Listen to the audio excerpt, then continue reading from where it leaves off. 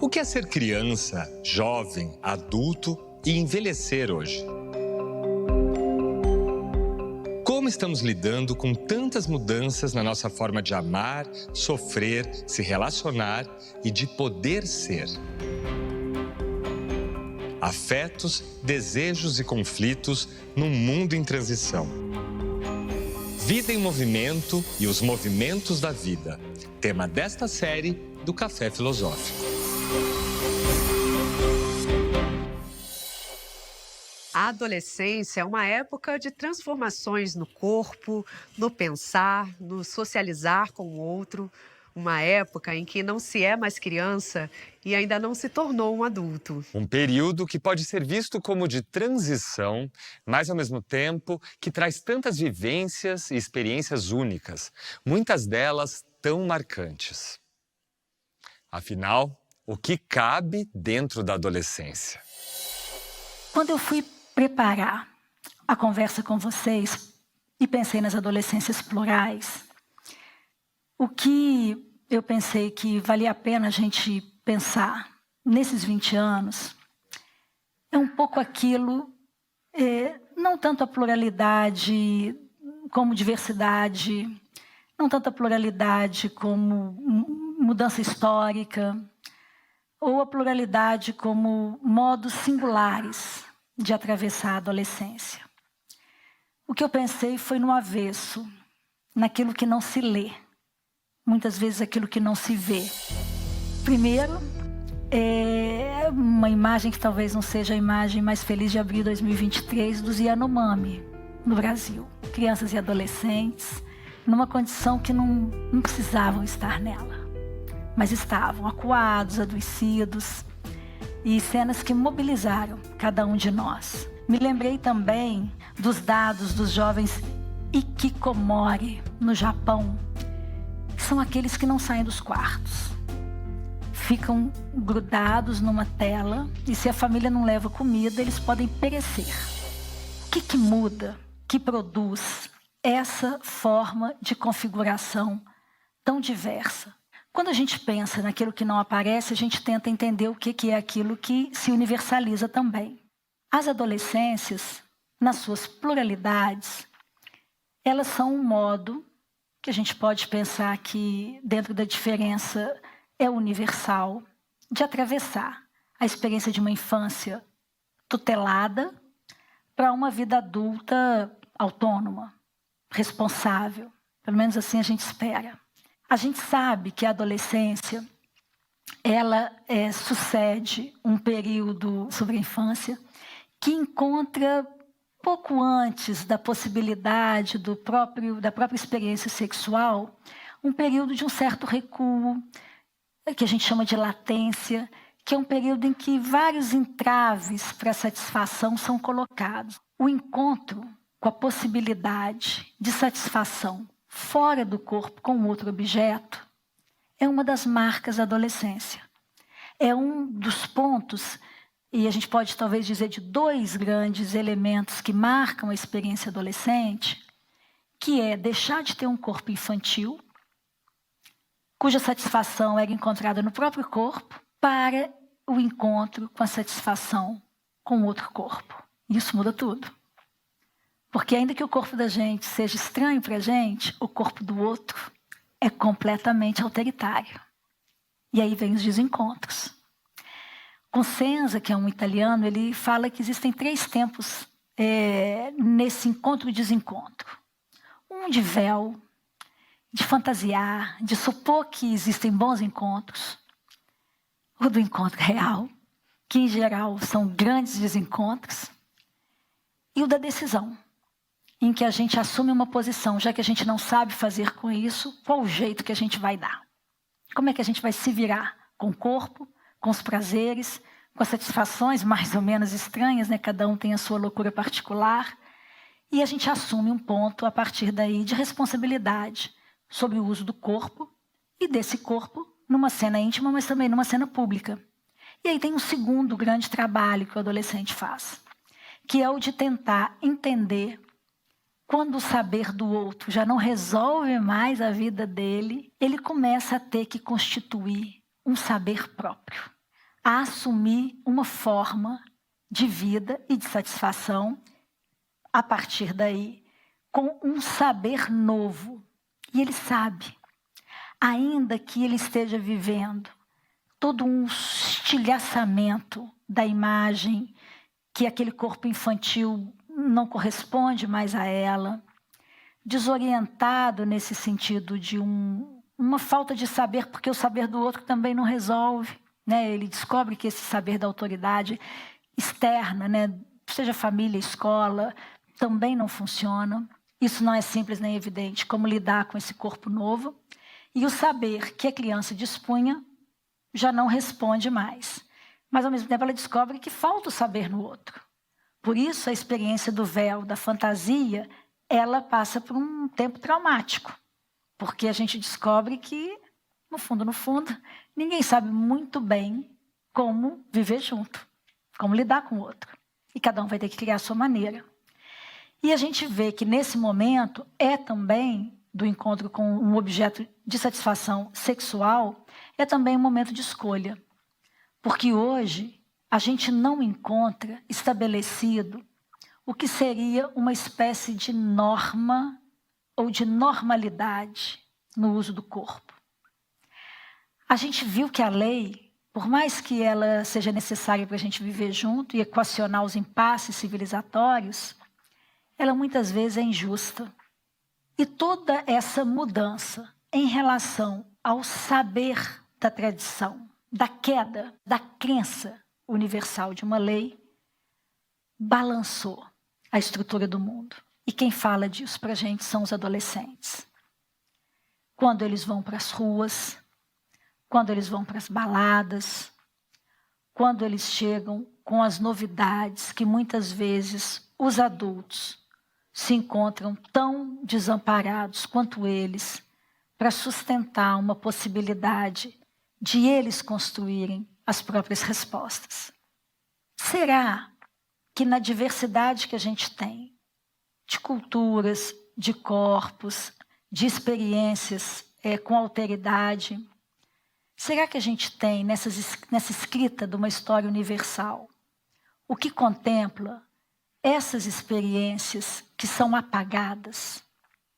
A gente descentraliza o nosso olhar, porque de uma certa forma até o nosso pensamento é orientado, digamos, colonizado numa certa direção em que a gente crê que há uma lei, há um universal. E a gente se olha nesse espelho, mesmo que esse espelho seja até violento com os nossos corpos, como mulheres, como indígenas, como negros, periféricos. O regime da hegemonia afeta os corpos de modo distintos. E não dá mais para a gente silenciar ou deixar de ver, com a adolescência, gritando nas ruas, essa pluralidade. No próximo bloco... Porque o que a gente não consegue colocar em palavras vai precisar aparecer de alguma maneira.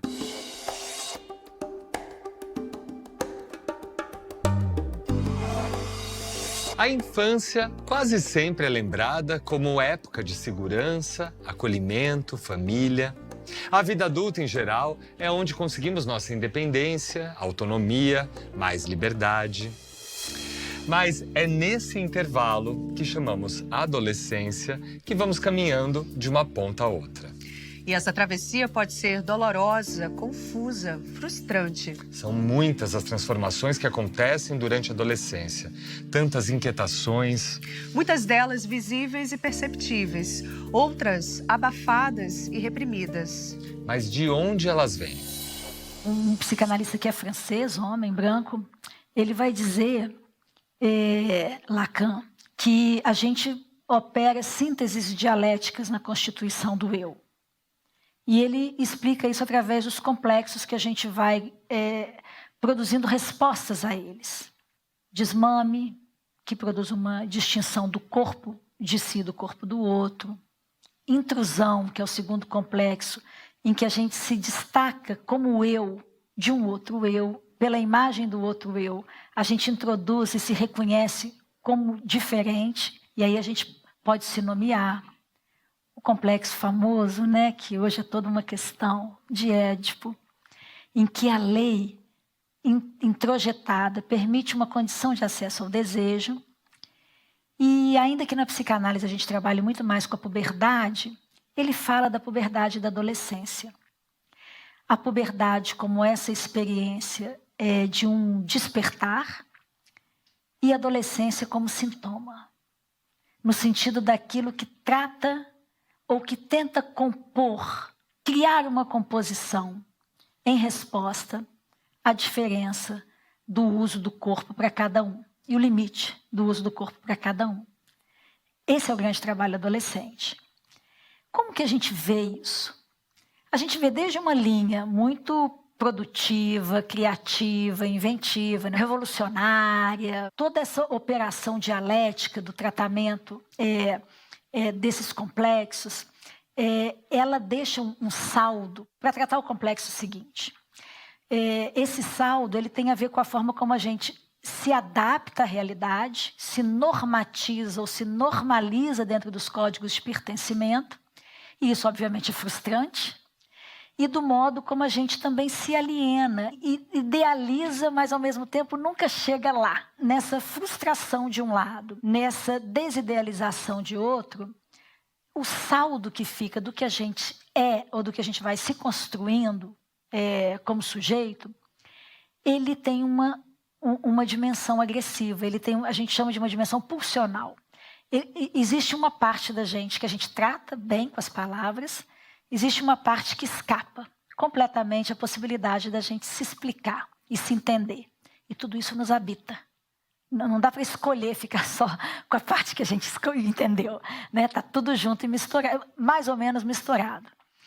E essas manifestações criativas, inventivas, revolucionárias, subversivas, insurgentes, elas também são fruto desse mesmo elemento agressivo, desse mesmo saldo, de cada passo que a gente dá na construção do que a gente se torna. Assim como aquilo que constrói a civilização, a gente também encontra como experiência na adolescência, porque vocês já entenderam que é uma dispersão e uma explosão interna muito intensas, a gente também vê a agressividade aparecendo contra o outro ou contra si mesmo. A gente vê escarificações, que são tentativas de fazer uma marca numa dor que não tem nome. A gente vê experiências de adicções, né, de uso abusivo de álcool, outras drogas, que não deixa de ser uma experiência tanto de atuar, de colocar em ação esse mal-estar, quanto de tentar uma espécie de uma sedação. Experiências de apagamento, de depressão.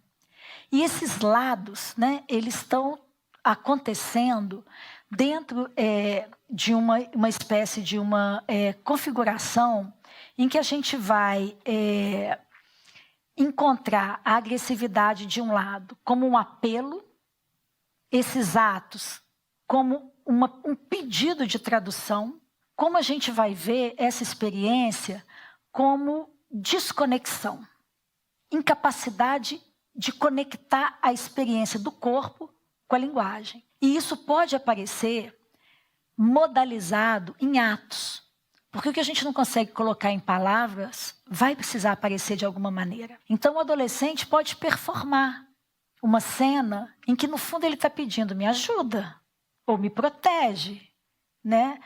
Não me deixa sair de casa hoje. Ou ele pode estar vivendo uma desconexão em que a tentativa de traduzir a experiência de corpo, de imagem, de questionamento do saber que ele está vivendo, não encontra anteparo simbólico na linguagem.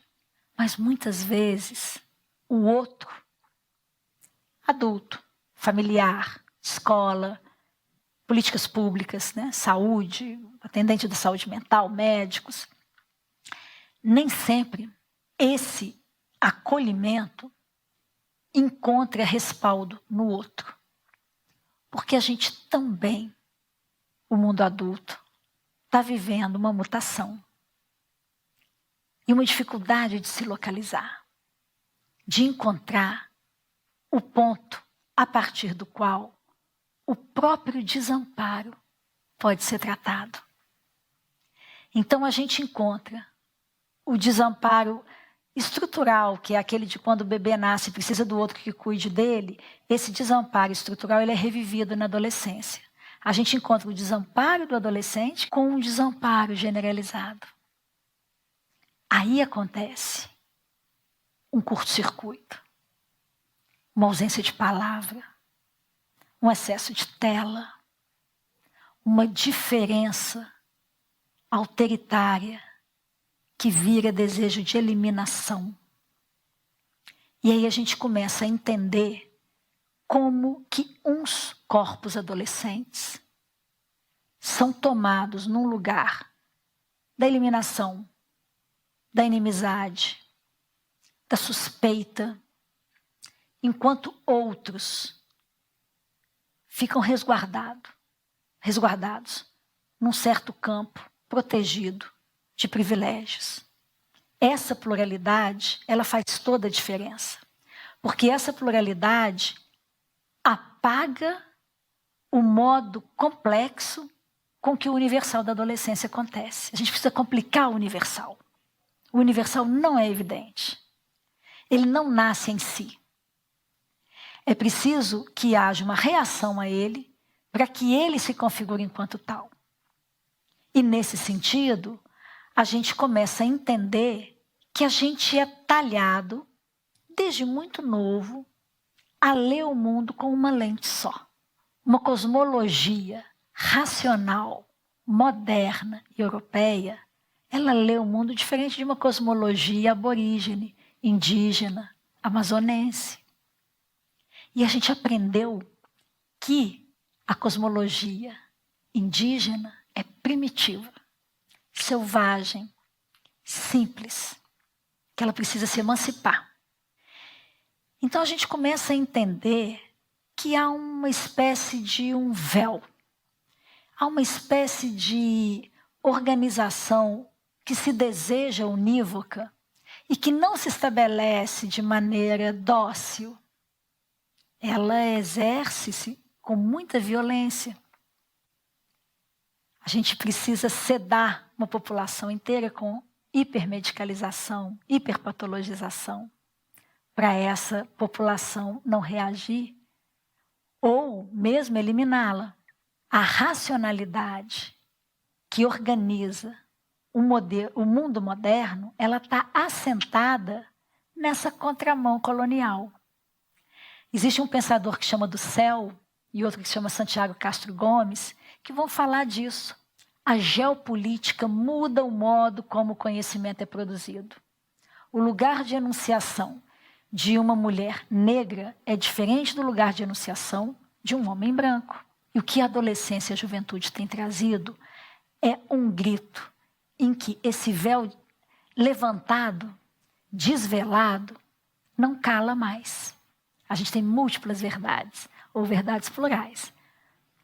A gente tem o patriarcado, que criou um modo de pensar o modelo hegemônico como sendo um modelo de poder centralizado num corpo masculino, então, cis hétero normativo, né, não apenas masculino.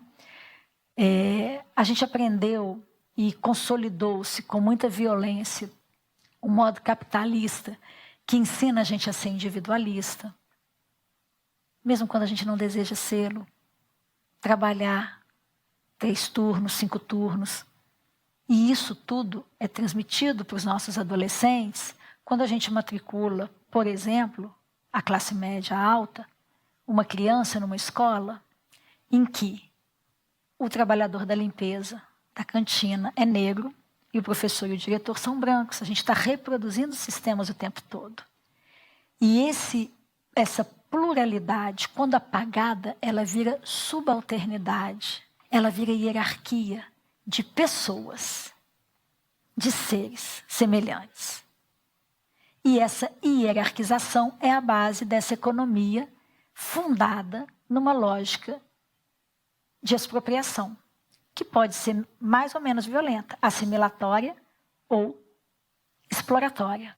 E as adolescências aí nos ensinam como que essa diversidade, essa pluralidade não silencia-se mais. De um lado as redes sociais, de outro lado a globalização econômica permitiram que essas vozes aparecessem na sua diversidade. E os adolescentes e jovens têm sido os pivôs de um grito que sacode as estruturas do mundo ocidental. Esse grito, ele diz, eu não. No próximo bloco... Se o drama das antigas gerações era a distância, a incapacidade da troca, hoje é a ausência de um horizonte comum.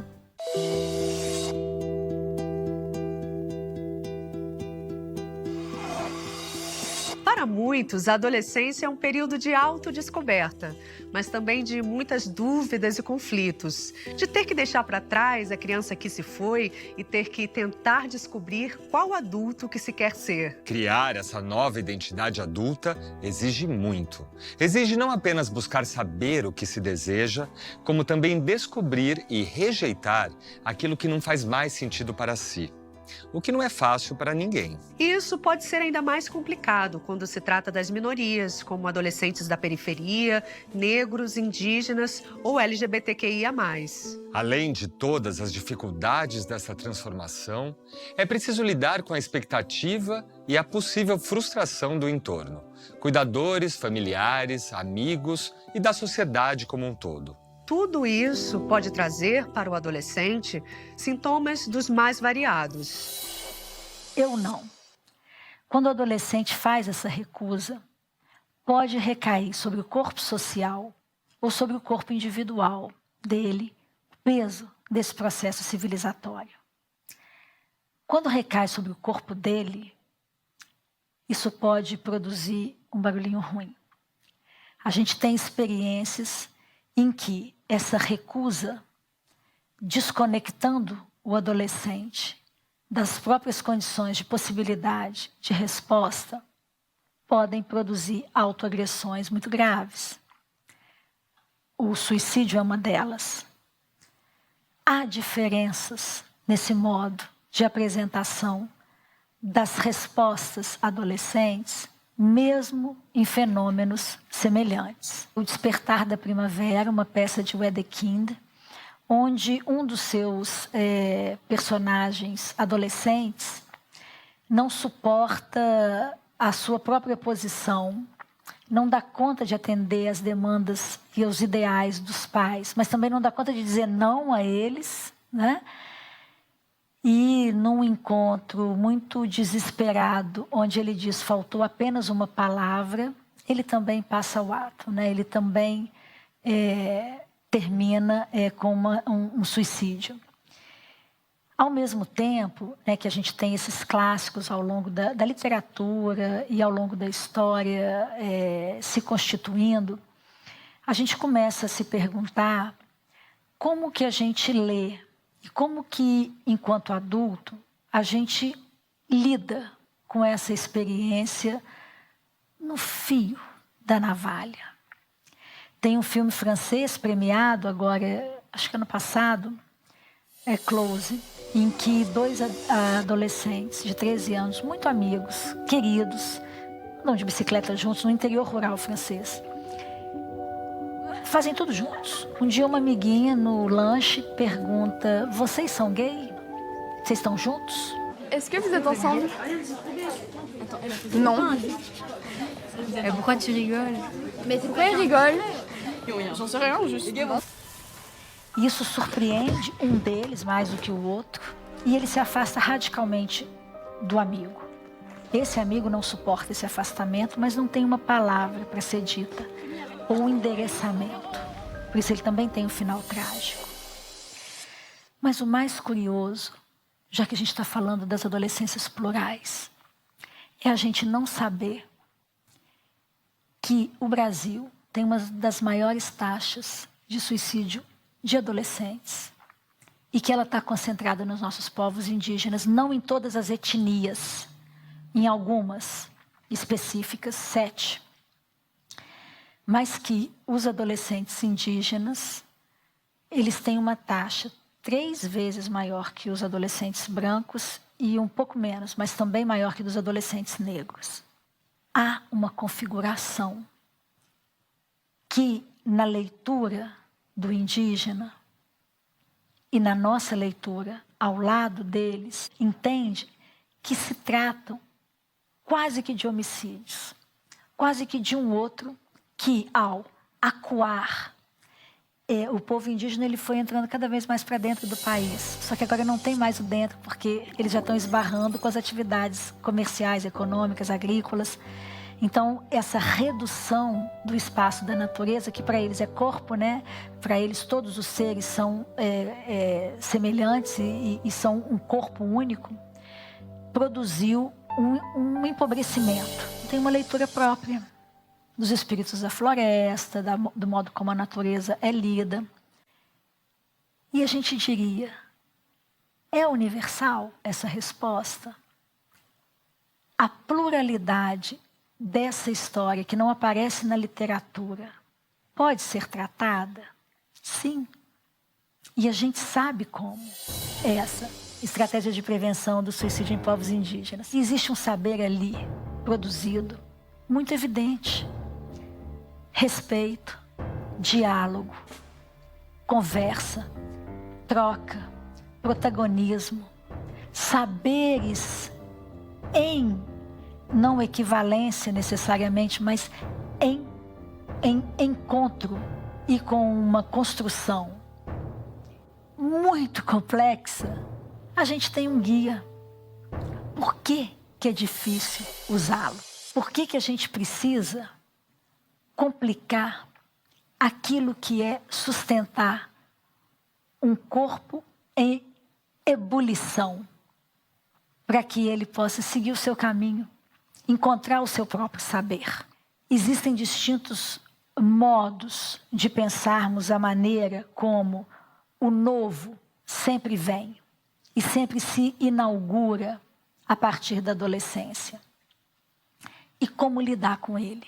O Freud vai dizer que o adolescente, ele mira da janela do seu quarto o seu horizonte.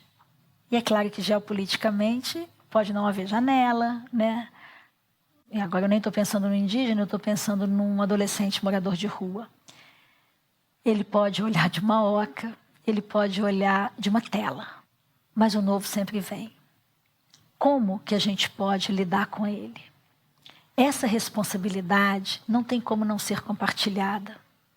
Se o drama das antigas gerações era a distância, a incapacidade da troca, hoje é a ausência de um horizonte comum.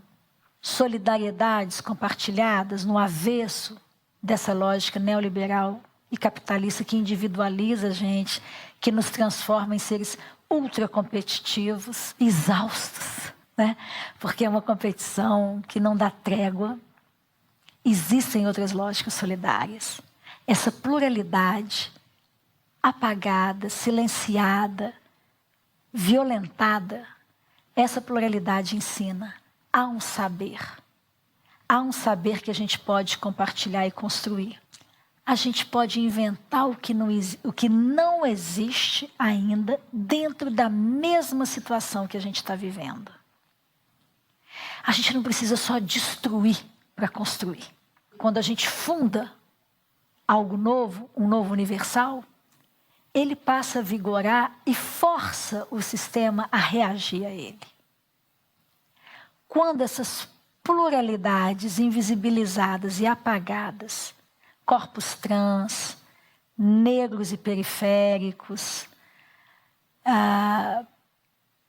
toda essa configuração que não está no nosso plano de leitura hegemônico emerge, a gente precisa aprender a lidar com essa novidade. As universidades passaram por isso no contexto brasileiro, com as ações afirmativas. Hoje a gente não lê mais somente as mesmas pessoas que líamos. Eu me lembrei muito da Lélia Gonzalez, que discute a juventude negra periférica. E muito antes do Mbembe explicar a necropolítica, que é essa marcação de determinados corpos que podem ser eliminados, porque eles são considerados os inimigos da civilização, para que a civilização possa se tranquilizar e se sentir mais segura, essa eliminação já era discutida por Lélia nos anos 80, quando ela mostra que esse mercado de reserva, que é hoje supérfluo, esse mercado de reserva é eliminável porque nós hierarquizamos a tal ponto a ideia de humano que nós nos desumanizamos.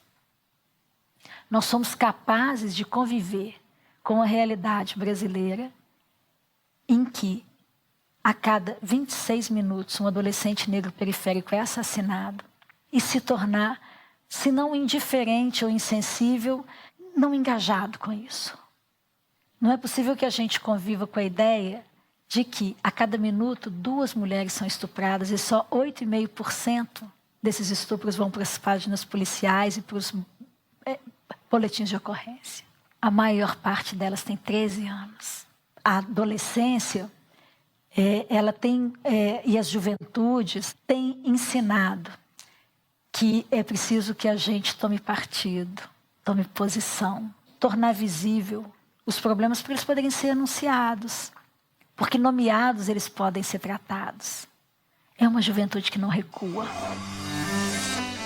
No próximo bloco, as adolescências contemporâneas são talvez a maior marca, a maior presença, o maior testemunho de que a gente tem que aprender a escrever de outra forma a história.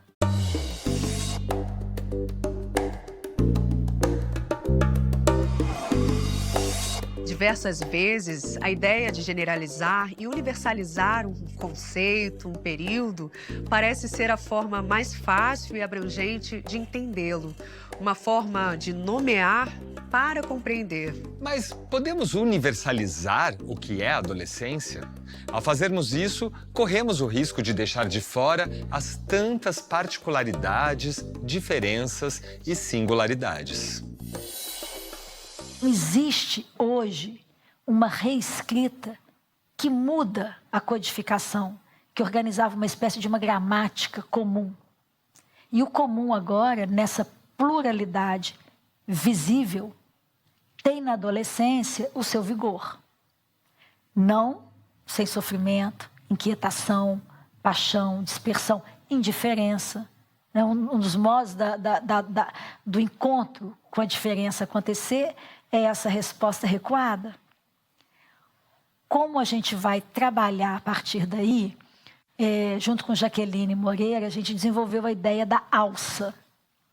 Não tem como a gente lidar com a adolescência sem entender que é uma passagem.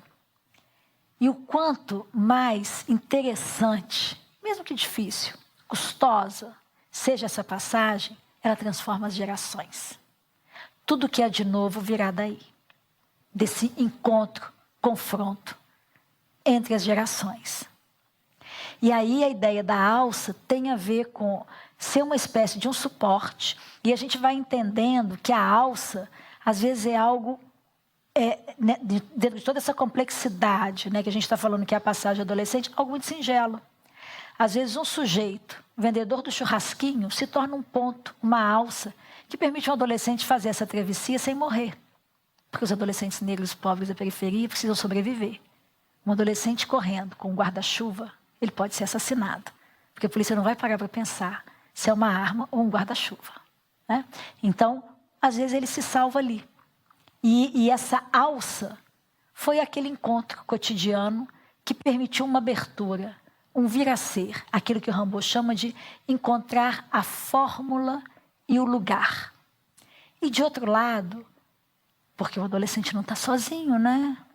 Há todo um conjunto que pode produzir o encerramento, pode produzir a coação e pode produzir a abertura do encontro desse sujeito com as possibilidades de resposta que o seu saber pode produzir.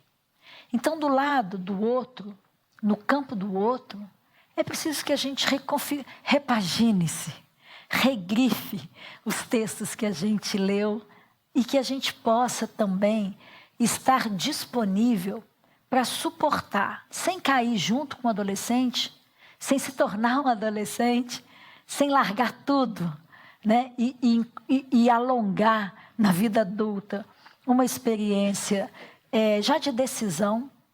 A gente também pode encontrar essa possibilidade da gente se renovar e se rejuvenescer, da gente se reler, da gente se retraduzir. A Lidiane disse como trabalhar a pluralidade, em especial a dos adolescentes, com um currículo escolar que universaliza os corpos. Mudando os currículos, mas não podemos ficar só nisso, né? Toda reprodução midiática, intelectual, científica, configurada nesse modelo que se deseja unívoco, mas que na verdade é imposto, né, de um modo muito violento, como hegemônico, e pode ser uma violência doce, né, ou uma violência brutal. A hipermedicalização, eu acho que é uma dessas formas doces, né, da gente sedar a reação adolescente. Eu acho que é fazendo o que vem sendo chamado de justiça epistêmica, né? O que significa isso? Todo mundo pensa o mundo desde que o mundo é mundo, de maneira bem fácil, né? Ninguém vem ao mundo e não se pensa. Ninguém vem ao mundo e deixa de tentar entender onde é que vive, como é que vive. Mesmo quando a gente tem indiferença, depressão, né, uma reação recuada em relação ao mundo, o mundo nos interroga permanentemente. E permanentemente as respostas são construídas. Então, quando a gente cria uma tradição de ler 5 países, pelo menos na academia, né? Como se 5 países fossem capazes de entender 180, tem no mínimo uma matemática estranha aí. Quando a gente escuta essa pluralidade que hoje se escreve e exige a reescrita do mundo, a gente já começa a interrogar os clássicos. Ler, e acho que Renato Nogueira também fez isso, ele falou, né, de referências afrocentradas. Por que a gente não lia essa filosofia? A psicanálise é eminentemente europeia e branca. A gente vai ter que escrever uma psicanálise latina, uma psicanálise escrita com mãos de mais mulheres, trans. A gente está tendo o privilégio de viver o avanço, né, de um mundo em mutação e de poder interferir nos processos decisórios sobre como ele vai ser reescrito. Eu digo que é privilégio, apesar de saber que essa escrita nem todo mundo vai participar dela do mesmo jeito. É que necessariamente as escritas que emergirão vão ser umas escritas com mais dificuldade do que outras. Digo em relação ao acesso para serem lidas, para circular. Mas já não há como não incluí-las. O bispo é um pensador quilombola, Antônio Bispo. Ele vai recolocando as palavras e, com isso, ele vai recolocando o modo de enxergar os problemas, né? Ele tem um último livro, acho que são Os 4 Cantos do Mundo, onde ele vai mostrando essa lógica que não tem um centro. Não é que ela é descentrada, ela tem múltiplos centros. Esse desvelamento vai ganhando forma e nome. Quando uma pessoa pode nomear uma violência sexista ou uma violência racista, até a angústia, até o modo como o corpo dela lida com o sofrimento se modifica. Como não produzir novas ideias?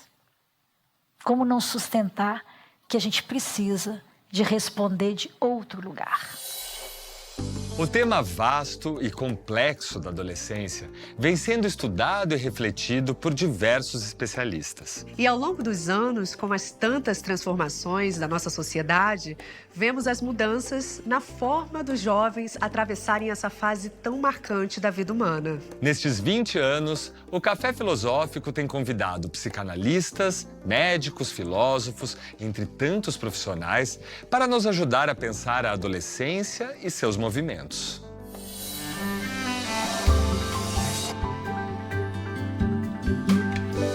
Na adolescência, a neurose vem através do desamparo, através da angústia.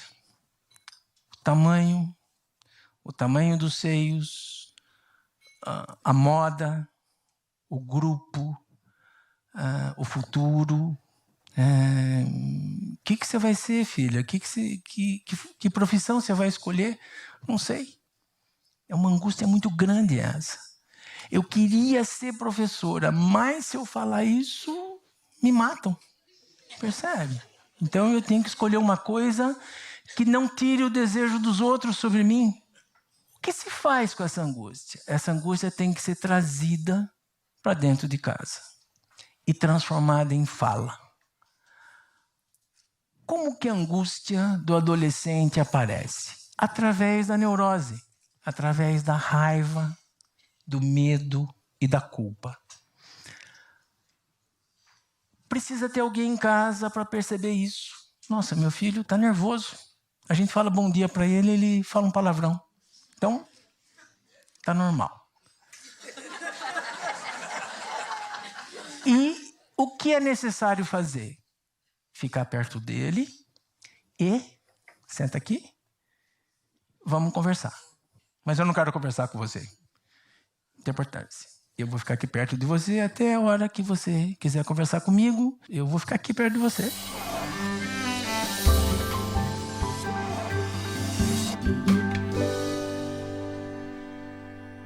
Que essa geração iGen, do iPod, iPhone, não sei o quê, que é uma geração que está absolutamente infantilizada e está cada vez mais retraída. Não saem menos de casa, tem menos amigos pessoais de carne e osso, mais amigos virtuais, dormem menos por conta desse uso desmesurado do celular, diminuição de jovens que querem dirigir um carro, diminuição de jovens, portanto, que querem sair, diminuição de jovens que saem de casa, se estendem anos e anos, não querem sair de casa de jeito nenhum, diminuição das relações afetivas. São marcos extremamente importantes que estão falando de jovens que estão cada vez mais se retirando do contato com o mundo. Talvez tenha algo que a gente possa destacar na fala dos dois, que é a presença. É interessante como que, de uma forma, quando o Ivan fala do lugar do outro, parental principalmente, no modelo tradicional, burguês, de família, a gente chama reduzida, nesse modelo de família, e a Dani Pondé traz a tecnologia para pensar como que a adolescência se fecha em si mesma, me ocorreu que há uma necessidade da gente seguir com um olhar atento. Porque se a gente sabe que as tecnologias mudaram o mundo, que o mercado de trabalho, daqui a 20 anos, a gente não sabe o que será. Escolher profissão hoje não é algo evidente. É impossível a gente saber se a profissão que a gente deseja, daqui a 40 anos ou 30, vai existir. Vai existir essa profissão. Como que as nossas subjetividades não estariam transformadas? Como que as adolescências não seriam, já que são essas porta-vozes do novo, as primeiras a experimentarem o que é essa novidade. E aí o que me ocorreu é que, acho que eles já dão também um caminho, né? O que é muito interessante, olhar atento e corpo ao lado. Porque há uma demanda e a gente não sabe a hora que ela vem. Esse silêncio do adolescente, ele não é eterno, esse tempo da tela, ele não é 24 horas, bom, se é algo, né, já muito mais radical. Mas estar ao lado e disponível, também do lado do mundo adulto, não é evidente.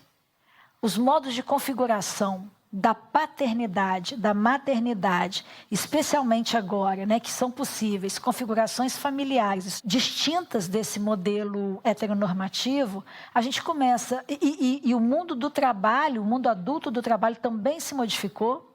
E eu ainda acrescentaria nesses 20 anos, né, pandemia, cujas consequências estamos ainda por entender o que uma adolescência vivida, né, no auge do encontro com a sexualidade, na tela, vai produzir. Não é sem consequências.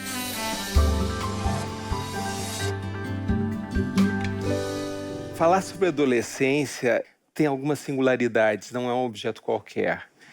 Existem experiências que a gente passa e consegue olhar de fora. Com a adolescência é um pouco diferente. A adolescência, ela resta em nós de alguma forma.